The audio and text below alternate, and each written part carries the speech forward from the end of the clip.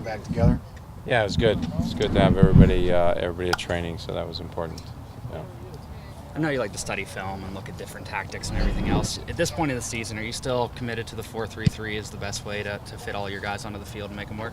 We're committed to getting the best players onto the field. I think, as I've always said, formations are a reflection of players' tendencies. So you can play what you call 4-2-3-1. It'll look more like a 4-4-2 at times, and sometimes it'll look like a 4-2-3-1. And so our commitment is to try and get a good mix on the field and get the right players on the field. How do we play? Clint is a guy we want to get, close to the goal, and we need to keep Clint in the middle of the field. So you can call that a 4-4-2 or you can call it a 4-2-3-1, doesn't matter. The objective is to get Clint in the middle of the field and get Clint close to goal.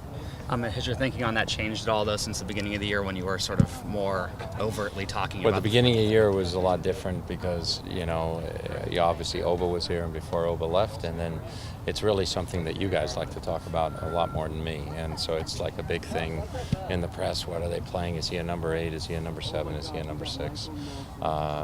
Players have characteristics and players have tendencies, and you need players to play certain roles. So roles and responsibilities of a center back are the same if you're playing 2 or you're playing 3. Roles and responsibilities of the outside back in a modern game is the same whether you're playing a 4-4-2 or you're playing a 4-2-3-1. And I think it's just a matter of taking advantage of what your players have to offer. So you take the Galaxy as an example. Bruce has always, especially recently, been a 4-4-2 guy, but now with Gerard in there and trying to make all the pieces of the puzzle fit together, he's playing more of a 4-2-3-1, if you want to call it that. But then Gerard steps up high, and I can show you edits of the tape where it looks like a 4-4-2. So, I know everybody loves to talk about that because it's simple. It's like everything. There's no explanation needed. It's just numbers.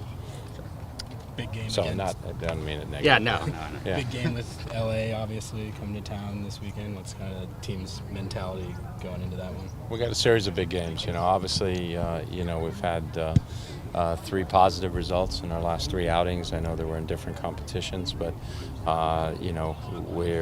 we're going to be ready to play. We're going to be ready to put our stamp on the game and compete. LA's a good team, and they've got a lot of veteran players, and they're good in possession.